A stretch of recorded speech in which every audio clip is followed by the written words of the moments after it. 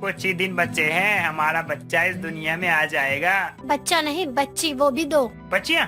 जी, आपकी पत्नी ने 2 जुड़वा बच्चियों को जन्म दिया है। 2 जुड़वा बच्चियों के होने की बात सुनकर नरेश की खुशी एक बोझ में बदल जाती है। देखा मालिनी, किस्मत का कमाल, तेरी रवीना को देखने आया लड़का रावी की किस्मत में आ गया। हाँ, तो आप तो खुशी होगी ना। और माँ, आप इन्हें कोई जवाब क्यों नहीं देती है? मैंने ऐसा क्या किया है जो मेरी किस्मत खराब है और मेरी जुड़वा बहन की इतनी अच्छी है? अरे भाग्यवान, क्यों कष्ट करती हो? मैं खुद ले लूंगा पानी, तुम तो बस अपना ध्यान रखो अच्छे से। कुछ ही दिन बचे हैं, हमारा बच्चा इस दुनिया में आ जाएगा। जी, यही बच्चा तो हमारी उम्मीद है जो कल को हमारा सहारा बनेगा।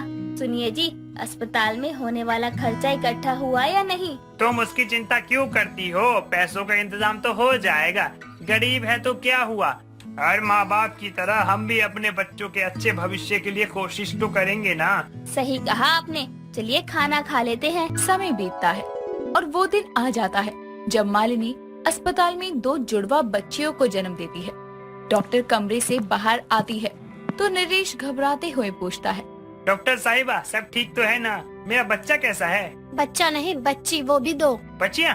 जी, आपकी पत्नी ने 2 जुड़वा बच्चियों को जन्म दिया है। माँ और बच्चियाँ दोनों स्वस्थ है। आप काउंटर में बाकी का बिल जमा कर दीजिए। कुछ दिनों में आपकी बीवी को यहाँ से डिस्चार्ज मिल जाएगा। 2 जुड़वा बच्चियों के होने की बात सुनकर नरेश की खुशी एक बोझ में बदल जाती है।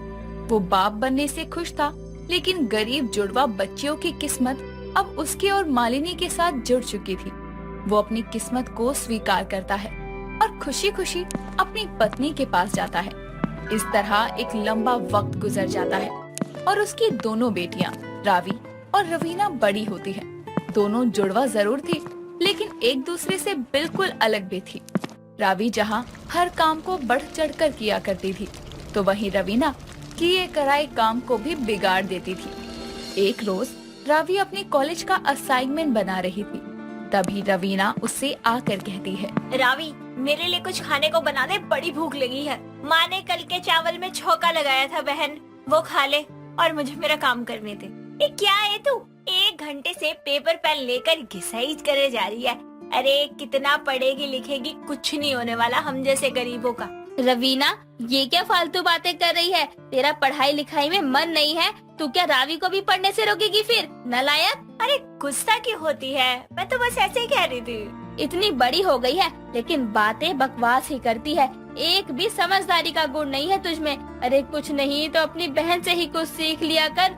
जुड़वा हो तुम दोनों, लेकिन दोनों की समझदारी में जमीन आसमान का अंतर है। माँ शांत हो जाओ, इतना गुस्सा अच्छा नहीं है आपके लिए।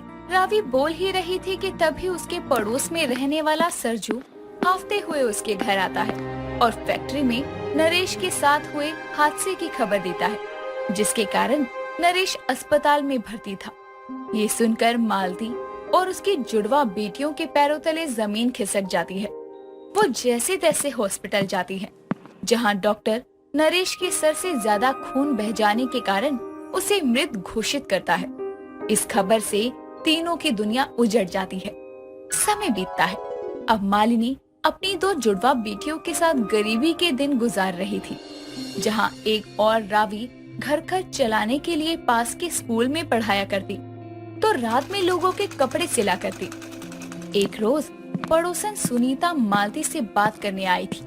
तभी देखती है कि जुड़वा बहनों में से रवीना आराम से बैठकर खाना खा रही है, तो रावी सिलाई मशीन पर पसीना पोंछते हुए कपड़े सिल रही है। तभी वो कहती है, वैसे मालती, बहनें भले ही जुड़वा हों, लेकिन किस्मत तो दोनों की कितनी जुदा है, देख तो जरा। अरे सुनीता बहन, तू कहना क्या चाह रही है? यही कि बाप के मरने के बाद यहाँ एक बहन दिन रात घर का खर्चा चलाने के लिए पसीना बहा रही है, तो वहाँ दूसरी बहन घर पर पड़ी रोटियाँ तोड़ रही है। मतलब एक की किस्मत में मेहनत का संघर्ष है, तो दूसरे की किस्मत में बिना कुछ किए ही फल का आनंद। हाँ, तो हम जुड़वा बहनों की किस्मत से आपको क्या जलन हो रही है आंटी? जलन नहीं, अफसोस है बिटिया, क्योंकि हमेशा किस्मत एक जैसी नहीं रहती। थोड़ा जिम्मेदार बनो। चलती हूँ मालती।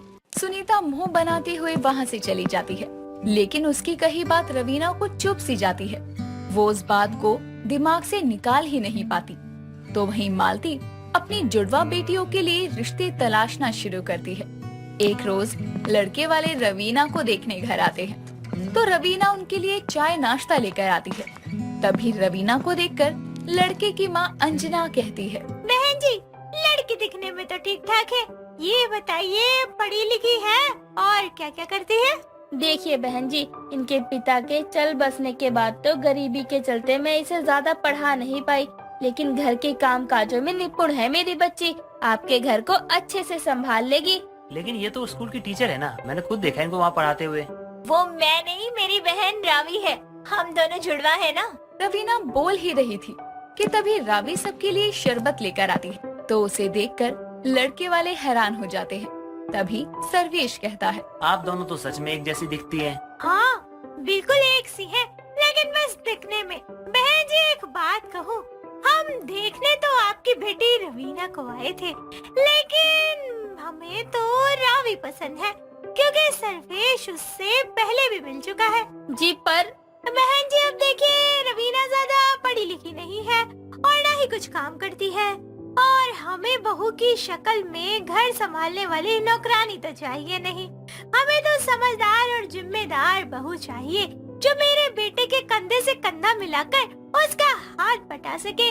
वो गुण मुझे आपकी बेटी रावी में नजर आ रहे हैं, रवीना में तो नहीं। हमने तो आपको बता दिया, बाकी आपका जो फैसला हो वो हमें बता दीजिएगा। तभी लड़के वाले वहाँ से चले जाते हैं। ये सब देखकर रवीना गुस्से में वहाँ से चली जाती है। मालिनी के दिमाग में अब भी लड़के की माँ की कही बात घूम रही थी। वो आखिर में ये सोचकर रावी के रिश्ते के लिए हाँ कर देती है कि इस गरीबी में कम से कम वो अपनी एक बेटी का घर तो बसा ही दे। जिसके बाद घर में शादी की तैयारियां शुरू होती है। मेहंदी की रस्म चल रही थी। तभी उसकी पड़ोसन सुनीता मेहंदी लगाते हुए कहती है, देखा मालिनी, किस्मत का कमाल, तेरी रवीना को देखने आया लड़का रावी की किस्मत में आ गया। हाँ हाँ, तो आप तो खुशी होंगी ना। और माँ, आप इन्हें कोई जवाब क्यों नहीं देती हैं? मैंने ऐसा क्या किया है जो मेरी किस्मत खराब है और मेरी जुड़वा बहन की इतनी अच्छी है? यही तो फर्क है तुझ में और तेरी बहन में। इतने सालों तक वो मेहनत करती रही और तूने कुछ नहीं किया। आज उसकी किस्मत में ये अच्छा लड़का लिखा है तो तुझे उसके लिए खुश होना चाहिए, ना कि उससे जलना चाहिए। माँ, वो वैसे ही परेशान है, कम से कम आप तो उसे कुछ मत कहो। रवीना, आज मेरी मेहंदी की रस्म है, कल मैं तुझसे दूर चली जाऊंगी बहन। रावी की ये बात सुनकर रवीना की आंखों में आंसू आ जाते हैं और वो अपनी बहन को गले से लगा लेती है। खुशी खुशी अपनी शिकायतें भुलाकर अपनी बहन की शादी में मन से उसके लिए खुश होती है और उसे अपने गले से लगाकर विदा करती है। और अब रवीना भी घर में बैठने की जगह सिलाई का काम सीखती है। समय बीतता है जहाँ रावी अपनी किस्मत से एक बड़े से घर में अपनी पसंद की कामकाजी जिंदगी जी रही थी, तो वहीं उसकी जुड़वा बहन गरीबी में अब घर की जिम्मेदारियों को समझने और उनका बोझ उठाने की कोशिश करती है। सुषमा और विमला बाजार में एक जगह बहुत भीड़ देखते हैं और वहाँ पर पहुँचते हैं। लगता तो है कि भंडारा हो रहा है, लेकिन कोई उधर जाने दे तो ना। मुझे भी ऐसा ही लग रहा है। वैसे मुझे भंडारे की सब्जी बहुत पसंद है। एक बात सच कहूँ तो हमें मुफ्त का खाने का तो बहुत शौक है, लेकिन ये भीड़ देख कर लग रहा है हमारे नसीब में कुछ है ही नहीं। वैसे छोड़, मेरी बहू तो खुद ही गरीब लोगों की कितनी मदद करती है। ऐसे कुछ भी बोल सुषमा, तेरी बहू काम बहुत अच्छा करती है। खैर ये सब छोड़, तू मुझे ये बता, तेरी बहू को ये सब करना तो अच्छा लगता है, लेकिन इन सब से कुछ पैसे वैसे आते हैं नहीं? वो क्या है ना, मेरी बहू बता रही थी कि वो वीडियो बनाकर सोशल मीडिया पर डालती है। हाँ, वो खाना बांटने वाली वीडियो सोशल मीडिया पर डालती है और इसके उसे सोशल मीडिया से अच्छे पैसे आते हैं। इधर घर में बैठी हुई काजल अपने फोन पर वीडियो देख रही होती है। लोगों का मुझे कितना प्यार मिल रहा है। ऐसे ही मैं 2-4 लोगों को खाने पीने की चीजें देखकर वीडियो बनाऊंगी और पैसे कमाती रहूंगी। बहू कहाँ है तू? हम आ गए, जरा एक कप चाय तो बना ला। जी माँ जी, अभी बना कर लाती हूँ आपके लिए चाय। काजल अपनी सास और विमला के लिए चाय बनाकर लाती है। विमला भी काजल को अपनी सास की सेवा करते हुए देखकर उसकी बहुत तारीफ करती है। अरे सुषमा, तूने जरूर कोई पुण्य का काम किया होगा जो तुझे ऐसी बहू मिली है। वो तो है, मेरी बहू की वजह से ही आज मुझे पूरा मोहल्ला बाहर के लोग भी जानने लगे हैं, वरना तो हम इस मोहल्ले में 26 सालों से रह रहे हैं, किसी ने भी इतना मुझे या मेरे परिवार के बारे में नहीं जाना होगा जितना कि उन्होंने मेरी बहू के आने और उसके लोगों को मुफ्त में खाना बांटने के बाद जानना शुरू करा है। इस बात में तो सच्चाई है, तुझे आधे से ज्यादा लोग तो तेरी बहू की वजह से जानते हैं। माँ जी, ये सब मेरी दादी से मैंने सीखा है। वो हमेशा ही कहती थी कि भगवान के घर जाने से पहले इतना पुण्य कर लो कि भगवान कहे इस दुष्ट और पापी दुनिया में मैंने कुछ अच्छे लोग भी बनाए थे। अरे वाह वाह बहू, क्या बात है, तेरी दादी ने तो तुझे बहुत अच्छे गुण दिए हैं। सच में बहू, ऐसा सोच आजकल के बच्चों को रोज सुबह शाम भी कह दे तो उन्हें कोई फर्क नहीं पड़ेगा। काजल को उसकी सास जैसा समझ रही थी, काजल वैसी बिल्कुल नहीं थी। वो जो सामने थी वो तो बस उसका एक दूसरा रूप था, बल्कि अभी तक तो किसी ने काजल का असली चेहरा देखा ही नहीं था। अब काजल को मुफ्त में गरीब बच्चों और लोगों को खाना बांटने का वीडियो बनाना था और वो वीडियो वो अपने सोशल मीडिया पर डाला करती थी। आज उसे वही बनाने जाना था जिसके लिए वो बाहर से खाना खरीदती है और अपने पति राकेश के साथ खाना बांटने निकल पड़ती है। काजल, मुझे काम था, तुम माँ को ले आती, और तुमने जिस लड़के को रखा है उससे कहा करो काम वाले दिन तो आए। अजी आज ही तो नहीं आया है और आप भी कितना शोर मचा रहे हैं, बस यही थोड़ा समय लगेगा। यही बांट दे क्या? देखो यहाँ झुग्गी के लोग हैं और कितने सारे छोटे छोटे बच्चे हैं। लेकिन खाने का डब्बा सिर्फ 20 का है, उसमें उन बच्चों को मैं खाना दूंगी जो बहुत गरीब और बीमार हो, उनके पास कपड़े ना हो। एक मिनट, कहीं तुम ये सब सिर्फ कंटेंट बनाने के लिए तो नहीं कर रही हो? अरे अब सोशल मीडिया तो इसी से चलती है, जहाँ इमोशन होने चाहिए, लोगों का दुख दिखना चाहिए, बस हम यहाँ बांट देते हैं। इतना कहने के बाद काजल फुटपाथ पर सो रहे औरतों और बच्चों को खाना बांटने लगती है, जिसका वीडियो उसका पति बना रहा होता है और उसे ये सब कुछ करते हुए जरा भी अच्छा नहीं लग रहा था। हालांकि वो आज अपनी पत्नी के साथ पहले ही दिन आया था। अब जब काजल अपने लाए खाने के डब्बों को गरीब लोगों और बच्चों में बांट देती है और वीडियो भी बन जाता है, तो उसके बाद वो छोटे बच्चों के हाथों से खाने का डब्बा वापस ले लेती है। अरे अरे बहन, ये आप क्या कर रही हो? देखो मेरा बच्चा रो रहा है, ऐसा तो मत कीजिए। अरे तो अपने में से खिला देना, वैसे भी मैंने कौन सा तुम लोगों का ठेका ले रखा है, गरीब भिखारी कहीं के। छी, थोड़ी देर भी अगर मैं यहाँ रुकी तो मैं इस बदबू से ही मर जाऊंगी। सुनिए, चलिए चलते हैं हम यहाँ से। ये तुम क्या कर रही हो? खाना बांटकर बच्चे से खाना क्यों ले रही हो? आखिर तुम क्या चाहती हो?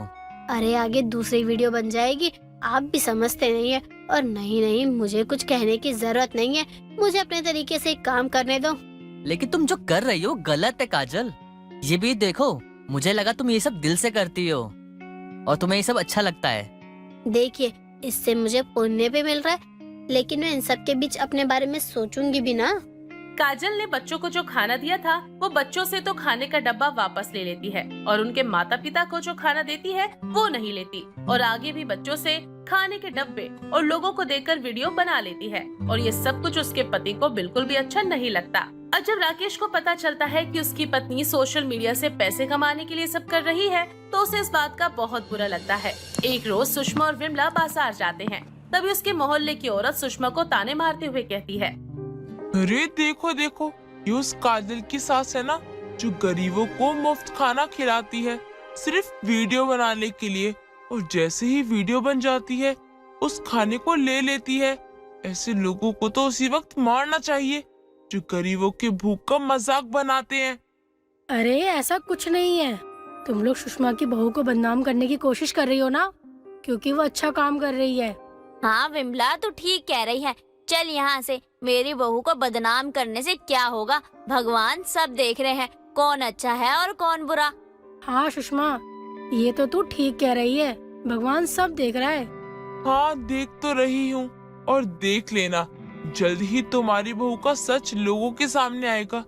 अरे ये सब मेरे बेटे ने अपनी आंखों से देखा है और मुझे तो ये देखकर बहुत बुरा लगा कि लोग कमाने के लिए ना जाने क्या कर रहे हैं। सुषमा और विमला उस औरत को ही गलत समझ रहे थे, लेकिन अब देर शाम जब सुषमा और विमला काजल के मुफ्त में खाना बांटने वाली वीडियो देख रहे होते हैं तभी उनको एक नई वीडियो का नोटिफिकेशन आता है।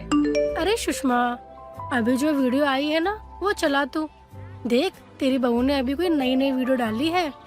हाँ मैं देखती हूँ कौन सी वीडियो डाली है बहू ने। अब सुषमा जब उस वीडियो को चलाती है तो वह हैरान रह जाती है, क्योंकि उस वीडियो में काजल खाना नहीं बांट रही होती, बल्कि वीडियो बन जाने के बाद गरीब और भूखे बच्चों से खाना छीन रही होती है। ये क्या? उस औरत की कही हुई बात तो सच हो गई, लेकिन ये वीडियो डाली ही क्यों? अरे सुषमा, तेरी बहू और तेरे परिवार की बहुत बदनामी होगी, क्योंकि यहाँ तो कुछ और ही देखने को मिल रहा है। मुझे भी यकीन नहीं हो रहा है, जिस बहू को मैं देवी समझती रही वो बहू, हे प्रभु, ये तो कितना गलत कर रही है। मुफ्त का खाना बांटकर वीडियो बनाने के बाद उनसे ही खाना छीन रही है। मुझे तो शर्म आ गई तेरी बहू को देखकर। इसके अंदर दिल है कि नहीं? एकदम पत्थर औरत है ये। देख कैसे बच्चों को रुला रही है खाने पीने के लिए। ये वीडियो मैंने ही बनाई है माँ, क्योंकि जब मुझे काजल की करतूतों के बारे में पता चला तो मुझे बहुत दुख हुआ। अब मैं ऐसे में क्या करता, आप ही बताओ। तूने एकदम सही किया। गुनाह करने वाला और गुनाह को ना रोकने वाला गुनहगार ही होता है। विमला एकदम सही कह रही है तू, लेकिन बहू को अब बदनामी से कोई नहीं बचा सकता है, क्योंकि उसने जो किया है उसके किए की सजा उसे मिलकर रहेगी। काजल के सोशल मीडिया पर जब वो वीडियो आती है तो काजल खुद उस वीडियो को देखकर हैरान रह जाती है और लोग काजल को बहुत हेट करने लगते हैं। काजल की वीडियो को कोई पसंद नहीं करता और अब ना ही उसके वीडियो पर व्यूज आते, जिस बात का काजल को एहसास होता है। सुषमा अपनी ननद लता के बेटे की शादी में पहुंचती है। सुषमा के साथ उसकी बहू नीलम भी थी।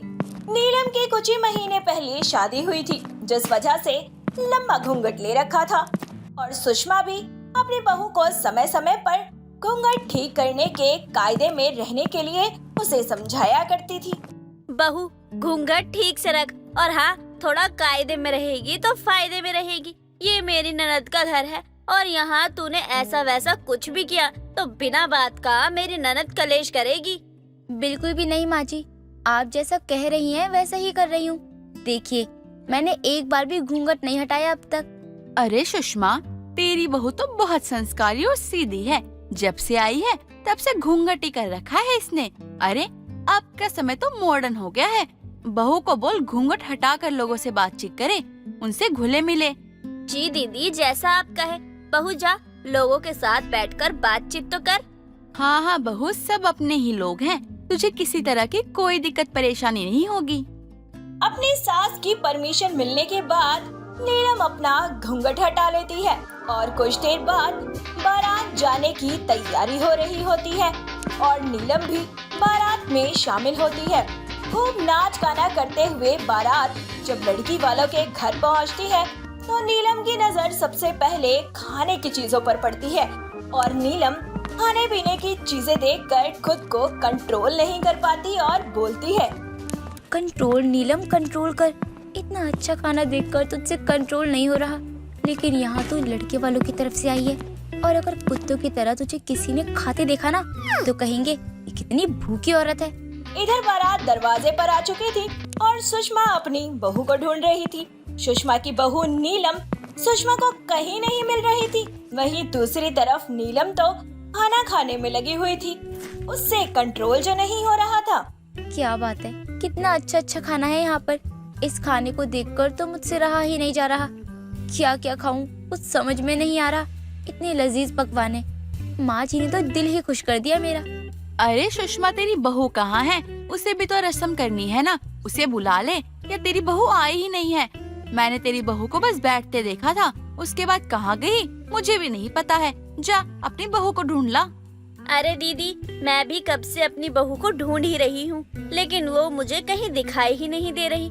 आसपास यहीं कहीं होगी, मैं अभी देख कर आती हूँ कहाँ है वो।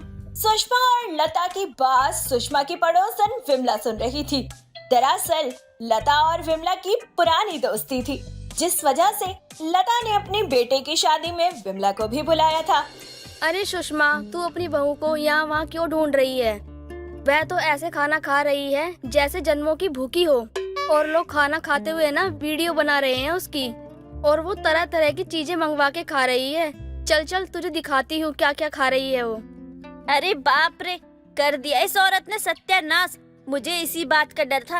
अरे खुद की शादी में भी इतना खा पी लिया था इसने कि मंडप में बैठने के बाद जहरीले गोले छोड़ रही थी ये। अभी भी समय है, रोक ले अपनी बहू को।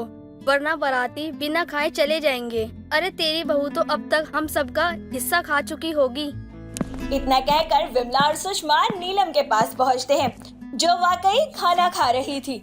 अब सुषमा अपनी बहू का हाथ पकड़कर उसे खाने से उठाने लगती है, लेकिन नीलम कहाँ खाना छोड़ रही होती है। सुषमा उसका हाथ पकड़कर खींचने लगती है तो नीलम दूसरे हाथ से खाने लगती है। बहू चुपचाप उठ जा, मुझे कोई तमाशा नहीं चाहिए। ये मेरी ननद के बेटे की शादी है। अगर इस शादी में कोई तमाशा हुआ तो सारा इल्जाम तुझ पर और मुझ पर आ जाएगा, और मैं नहीं चाहती कि इससे मैं कुछ सुनूं। इतना कहने के बाद सुषमा नीलम को वहाँ से जैसे तैसे उठा कर ले जाती है। उधर जब बाराती खाना खाने लगते हैं तो आधा खाना खत्म हो चुका होता है और इसी वजह से शादी में कलेश भी हो जाता है। लेकिन जब लड़की विदा होकर घर आती है तो सुषमा की ननद सुषमा को खरी खोटी सुनाते हुए बोलती है, तेरी बहू की वजह से शादी में मेरी नाक कट गई। अरे इतना कौन खाता है? जब बाराती के लिए खाना ही नहीं था तो मैं लड़की के पिता से कहने गई कि कैसे इंतजाम किया है, तो पता लगा कि लड़की की माँ क्या कहती है, सुषमा तेरी बहू के बारे में कहने लगी कि 50 लोगों का खाना वो अकेले ही खा गई। दीदी माफ करना, लेकिन इसे शादी पार्टी का खाना कुछ ज्यादा ही पसंद है, और अगर मैं इसे रोकती नहीं तो क्या पता सारे बारातियों का खाना ये अकेले ही खा जाती।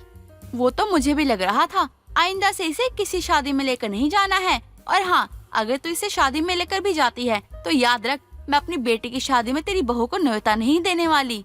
आना हो तो अपने बेटे और पति के साथ आइयो, इसको लेके मत आइयो। नीलम की शादियों में खाने की आदत से उसका ससुराल बहुत परेशान हो चुका था।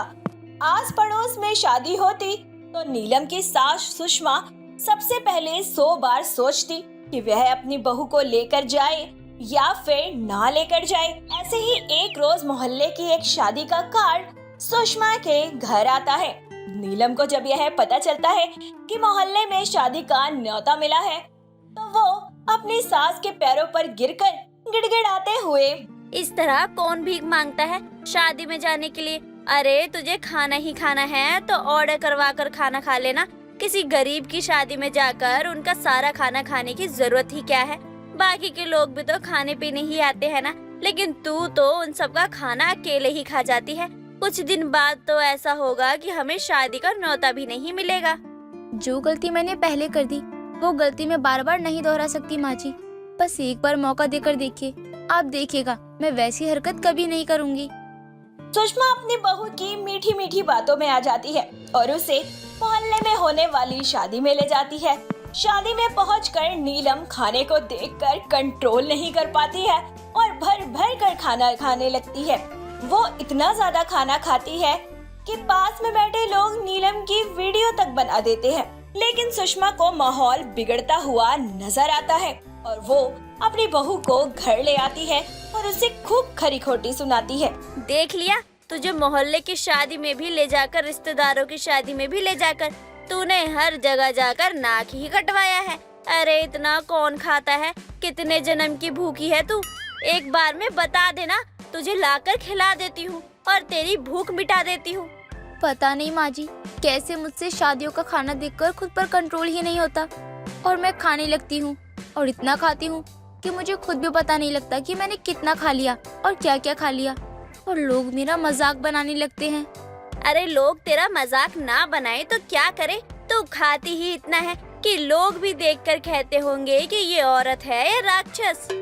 माँ जी मुझे माफ कर दीजिए, मैंने आज भी कुछ ज्यादा ही खा लिया है। अब मैं सोने जा रही हूँ। खाना और ताना दोनों ही खा लिए मैंने आज तो। तुझे मैं लास्ट वार्निंग दे रही हूँ, आज के बाद से मैं तुझे कहीं नहीं लेकर जाऊंगी। किसी शादी पार्टी का खाना खाने की तुझे कोई जरूरत नहीं है। तुझे जो भी खाना है घर का खा और जितना मर्जी खा। और मैं अगर तुझे कहीं लेकर जाती हूँ तू तो वैसे ही मेरी नाक कटवा देती है, इसलिए तू अब से घर पर ही रहेगी, कहीं शादी पार्टी में नहीं जाएगी। नीलम की सास सुषमा उसे किसी मोहल्ले या फिर रिश्तेदारों की शादी पार्टी में ले जाना बंद कर देती है, क्योंकि उसे पता था कि उसकी बहू की जो हरकतें हैं वो सबके सामने उसकी बेइज्जती करवा सकते हैं। क्योंकि नीलम को तो बस शादियों में खाना खाना ही आता था और आसपास के लोग उसकी वीडियो बनाकर उसे हंसी का पात्र भी बना दिया करते थे। और साथ ही सुषमा को कोसते और उसे खरी खोटी सुनाते। शिवानी की हाल ही में शादी हुई थी। शिवानी ने घर को काफी अच्छे से संभाल रखा था। उसे उसके ससुराल वाले बेहद प्यार करते थे। लेकिन अगर शिवानी से कोई चिढ़ता था तो वो था उसका देवर विशाल। ऐसे ही एक दिन शिवानी खाने के टेबल पर खाना परोस रही होती है। तभी वह विशाल की तरफ जाती है, लेकिन विशाल बोलता है, मैं अपना खाना खुद डाल सकता हूँ। भगवान ने मुझे भी 2 हाथ दिए हैं। लेकिन देवर जी, मैं आपके लिए भी खाना निकाल देती हूँ ना। वैसे भी मैं सबका खाना निकाल ही रही हूँ, तो आपका भी निकाल दूंगी साथ में। मैंने कहा ना आपको कि मैं अपना खाना खुद निकाल लूंगा। एक बात समझ नहीं आती क्या आपको? और वैसे भी मैं तुम्हें अपनी भाभी नहीं मानता, तो प्लीज मेरे सामने ये भाभी बनने का नाटक मत करो। इतना बोलकर विशाल अब खुद का खाना खुद ही निकाल लेता है। लेकिन घर वाले विशाल का ऐसा बर्ताव देखकर हैरान हो जाते हैं। उन्हें समझ नहीं आता था कि शिवानी से वो इतना चिढ़ता क्यों है। बेचारी शिवानी कुछ नहीं बोल पाती है और सभी को खाना देने लगती है। ऐसे ही अगली सुबह शिवानी सभी को ब्रेकफास्ट दे रही होती है। तभी विशाल अपना बैग लेकर बाहर आता है। विशाल, अपना लंच तो लेके जाओ। देखो, मैंने तुम्हारे लिए फेवरेट पालक पनीर बनाई है। नहीं भाभी जी, मुझे आपके हाथों का बना हुआ खाना नहीं खाना। इससे अच्छा तो बाहर ही जाकर खा लूंगा। लेकिन विशाल, खाना बना हुआ है और खाना पैक भी हो रखा है। खाने का अपमान करना अच्छा नहीं होता है। अच्छा, तुम मुझे सिखाओगी किसका अपमान करना चाहिए और किसका नहीं। तुम खुद तो अपने सम्मान की कोई फिक्र नहीं करती, दूसरों को आई ज्ञान देने। विशाल की ऐसी कड़वी बातें सुनकर शिवानी की आंखों में आंसू आ जाते हैं और वो अपनी नजरें झुकाए वहीं खड़ी रहती है। उसकी नजर नीचे देख विशाल उसके करीब जाता है और उसके कानों में बोलता है, पानी, तुम मेरी नजरों से गिर चुकी हो। जिस दिन तुमने वो घटिया काम किया था ना, मेरा तो तुम्हें भाभी मानने का जी ही नहीं करता। मुझे तो तुम्हें भाभी बोलते हुए भी शर्म आती है। इतना बोलकर विशाल गुस्से में वहाँ से चला जाता है और अपना लंच घर पर ही छोड़ जाता है। तभी उसकी सास निर्मला आती है और विशाल को बिना खाए जाता देख अपनी बहू से बोलती है, बहू, विशाल इतने गुस्से में क्यों गया है? खाना नहीं बना क्या? नहीं माँ जी, खाना तो मैंने बना दिया था, लेकिन शायद देवर जी को सब्जी पसंद नहीं आई है, इसलिए वो खाना नहीं खा रहे हैं। अरे बहू, तूने ऐसा भी क्या बनाया जो मेरे बेटे ने खाया ही नहीं? पालक पनीर बनाई है मैंने। लेकिन बहू, विशाल को तो पालक पनीर बहुत पसंद है। भला अपनी मनपसंद का खाना कैसे छोड़ सकता है? रुक, मैं अभी विशाल को फोन करके पूछती हूँ कि क्या हुआ है। इतना बोलकर निर्मला जैसे ही विशाल को फोन करने जाती है, वैसे ही शिवानी अपनी सास को रोकते हुए कहती है, माँ जी, रहने दीजिए ना, सुबह का समय है, क्यों छोटी छोटी बातों पे देवर जी को परेशान करना। मेरा बेटा परेशान है और मुझे ही नहीं पता बहू। मैंने अपने बच्चों को कभी भी अकेला नहीं छोड़ा है, इसलिए आज के आज विशाल से बात करूंगी कि आखिर ऐसी कौन सी बात है जो घर में इतना चिड़चिड़ा रहता है, वो भी खासकर तुझसे। इतना बोलकर निर्मला वहाँ से चली जाती है। समय गुजरता चला जाता है और गुजरते समय के साथ जितने प्यार से शिवानी अपने घर को संभालती है, उतने ही विशाल उससे नफरत करता जाता है। लेकिन ऐसा क्या था जो विशाल अपनी भाभी की शक्ल तक देखना पसंद नहीं करता था। ऐसे ही एक दिन शिवानी नहा धोकर अपने कमरे में श्रृंगार कर रही होती है कि तभी उसके कमरे की लाइट चली जाती है और कोई शिवानी के कमर पर हाथ डाल लेता है। कौन है? अरे कौन है जो अंधेरे में मेरे कमरे में आ गया है? मैं हूँ मेरी प्यारी भाभी। विशाल, ये क्या बेहूदगी है? भला तुम ऐसी घटिया हरकत कैसे कर सकते हो?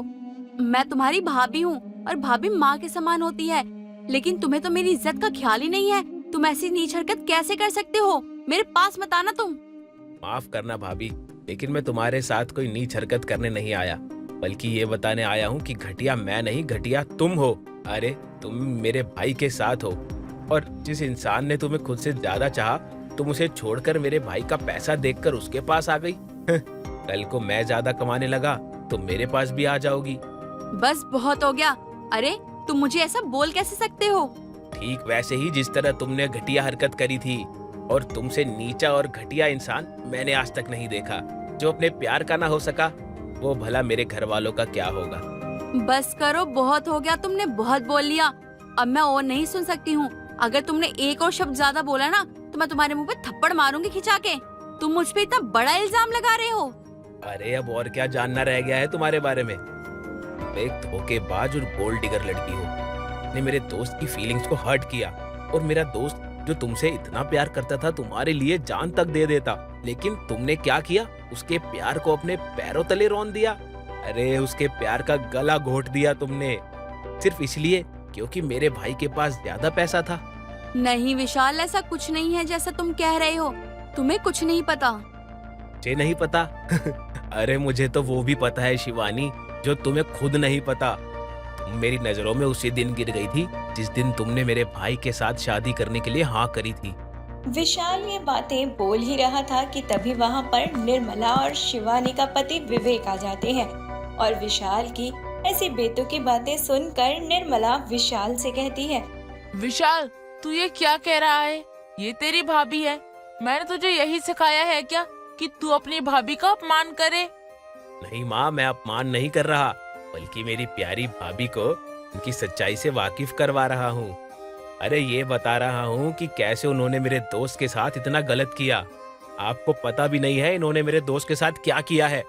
और माँ, आपने एक ऐसी लड़की को अपने घर की बहू बना लिया जो एक कैरेक्टरलेस है।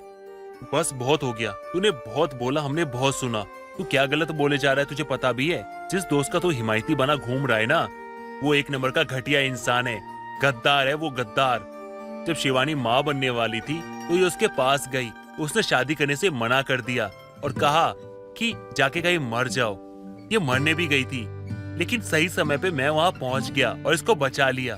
उसके बाद मैंने इसका हाथ थामा, और जब मुझे दहेज मिला ना तो दहेज देखकर वो इसके पास वापस आया। तब शिवानी ने उसे ठुकराया, क्योंकि जब उसको जरूरत थी ना तो उसने उसका साथ छोड़ दिया था। अब पैसों के लालच में उसके पास आया था, तो कैसे कोई उसे अपनाता? और विशाल तू मुझे कह रहा था ना कि मैंने कैरेक्टरलेस लड़की को अपनी घर की बहू बनाया है, तो मेरी बात कान खोल के सुन ले। मुझे मेरी बहू की सच्चाई के बारे में पता है। मैं जानती हूँ कि शिवानी के साथ क्या हुआ है, इसलिए मैंने उसको अपने घर की बहू बनाया है और उसको अपनी बेटी से भी बढ़कर प्यार दिया है।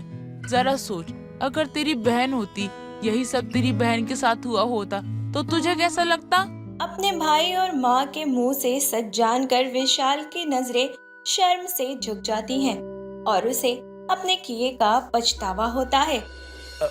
भाभी, मुझे माफ कर दीजिए।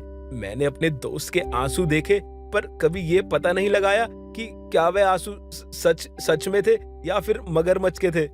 मुझे नहीं पता था कि आपकी इस मुस्कुराहट के पीछे इतना दर्द छुपा है। कोई बात नहीं देवर जी, अगर सुबह का भूला हुआ शाम को घर आ जाए तो उसे भूला हुआ नहीं कहते हैं। आपको सच्चाई पता नहीं थी, इसलिए आपने इतना कुछ बोला मुझे, मैंने आपको माफ किया। इस तरह शिवानी विशाल को माफ कर देती है, जिसके बाद विशाल फिर कभी अपनी भाभी को खरी खोटी नहीं सुनाता है और न ही कोई उल्टा जवाब देता है। प्रीति अपने बॉयफ्रेंड दीपक से बहुत गुस्सा थी, और जब दीपक उसे मनाने के लिए आता है तो प्रीति उससे बात ही नहीं करती है। प्रीति यार, क्यों गुस्सा कर रही हो? अरे थोड़ा मेरे बारे में सोचो। अब तुम अचानक से कह दोगी कि शादी करते हैं या घर वालों से बात करो, तो कैसे हो सकता है यार? अरे मेरी माँ को तुम जानती नहीं हो। अरे उनके विचार बहुत पुराने टाइप के हैं। अरे यार, उनको जाके कहूंगा ना कि माँ एक लड़की से प्यार करता हूँ और मैं उससे शादी करने वाला हूँ, तो उनके मन पे क्या बीतेगी कि मेरे बेटे ने ऐसा काम किया। अरे थोड़ा समय दे दो मुझे, मैं सब कुछ ठीक कर दूंगा। प्लीज यार, मेरी बात तो समझो। ना मुझे तुम्हें कुछ समझाना है और ना ही तुम्हारी बात को समझना है। अरे जब मेरे परिवार में किसी को कुछ पता नहीं था, तुम मुझे प्रेशर बनाते थे कि मैं अपने घर में बताऊं, आतंक मचाया हुआ था। और जब मैंने बता दिया तो मेरी फैमिली चाहती है कि अब तुम अपनी फैमिली में बताओ, तो तुम बहाने बना रहे हो। देखो, अगर तुम्हें ऐसे ही रखना है तो रख लो, लेकिन फिर मेरे से कोई उम्मीद मत करो। मैं अपने घर में बोल दूंगी कि मेरे लिए अब रिश्ता देखना शुरू करे, क्योंकि दीपक को अब मेरे से शादी नहीं करनी है। अगर तुम ही ऐसा कहोगी तो कैसे काम चलेगा? तुम ना मेरी बात सुनो। देखो, मैं तुमसे बहुत प्यार करता हूँ और मैं तुमको मना भी नहीं कर रहा हूँ, और शादी तो मैं तुमसे ही करूंगा, लेकिन अभी ये बात करना ना ठीक नहीं होगा। मैं जाके माँ को बोलूंगा, माँ मुझे शादी करनी है, तो क्या कहेंगी?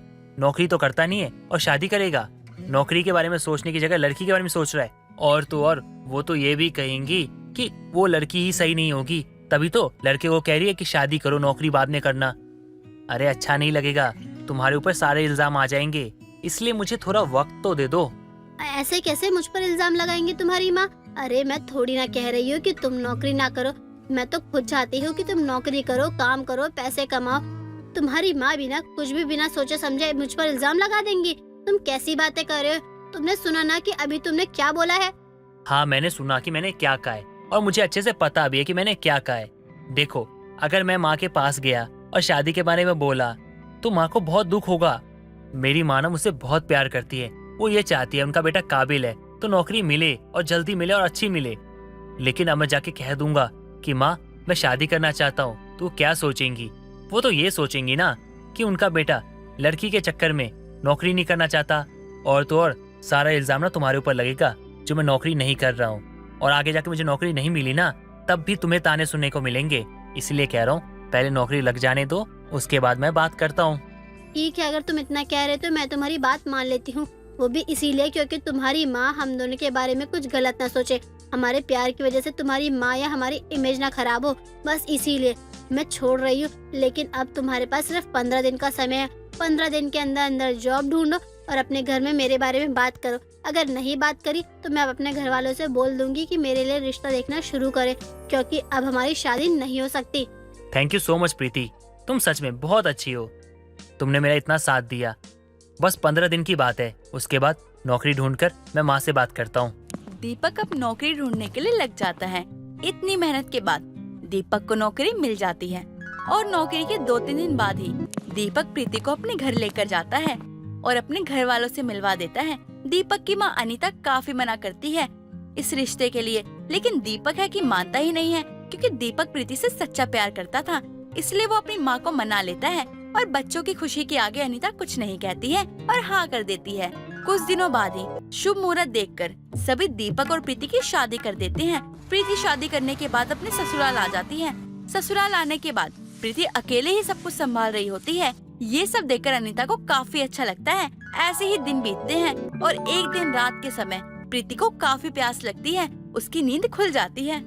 पता नहीं क्यों मैं यहाँ पर पानी लेकर नहीं बैठी, अब इतनी प्यास लग रही है और आधी रात में नींद तोड़कर मैं वहाँ पर पानी लेने जाऊँ?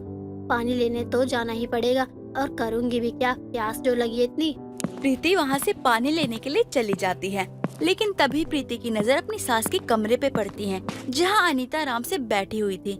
ये देखकर प्रीति अपनी सास के कमरे में जाती है और अपनी सास से कहती है, अरे माँ जी, आप रात में जाग कर क्या कर रही है? आपको नींद नहीं आ रही है क्या? मुझे बताया क्यों नहीं? मैं आपके कमरे में ही सो जाती, आप यहाँ अकेले बैठकर बोर हो रही है।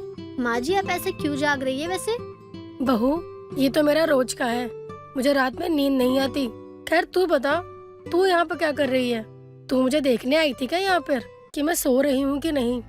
नहीं माँ जी, वो तो मुझे बहुत प्यास लगी थी, इसीलिए मैं पानी लेने जा रही थी। तभी आपके कमरे पर नजर पड़ी और जहाँ लाइट जल रही थी तो मैंने सोचा एक बार देख लेती हूँ, तो देखा कि आप जग रखी हो, तो मैं आपसे बस पूछने आ गई। चलिए माँ जी, मैं पानी पीकर जा रही हूँ सोने। प्रीति इतना बोल के वहाँ से चली जाती है, लेकिन प्रीति को ये नहीं पता था कि उसकी सास ये रोज किया करती है, रात में जागती रहती है। ऐसे ही कई दिन निकल जाते हैं। प्रीति को सबके साथ रहने की आदत पड़ गई थी, क्योंकि उसने कई बार नोटिस किया था अपनी सास को रात में जागते हुए। एक रात अनीता को जब नींद नहीं आ रही होती है तो वो अपने बेटा बहू के कमरे में जाती है और उन दोनों को उठाते हुए कहती है, अरे यहाँ मुझे नींद नहीं आ रही है और तुम दोनों आराम से सो रहे हो। अरे उठ जाओ और मुझे बताओ कि मैं क्या करूँ जिससे मुझे नींद आ जाए। माँ जी, आपको नींद नहीं आ रही तो इसका मतलब ये थोड़ी ना है कि हमारी भी नींद खराब करे। अरे मुझे बहुत जोर से नींद आ रही है, आपको तो पता है कि आज कितना काम था, ऊपर से आपके कुछ दोस्त घर पर आ गए थे, उनके लिए भी खाना बनाया, नाश्ता बनाया। इतना काम करने के बाद नींद नहीं आएगी क्या? माँ जी, आप एक काम करो, अपने कमरे में लेट जाओ थोड़ी देर, खुद ही नींद आ जाएगी। बहू, मैं इतनी देर से अपने कमरे में लेटी हुई थी पर मुझे नींद ही नहीं आ रही और ना ही मेरी आँख बंद हो रही है, इसलिए मैं यहाँ पर आ गई। दोनों उठ जाओ और मेरे साथ चलो, वरना मैं ऐसी जागती रहूंगी पागलों की तरह। या बहू, तू ही चल मेरे साथ। अरे प्रीति, चली जाओ ना यार माँ के साथ और जाके सो जाओ उनके साथ ही।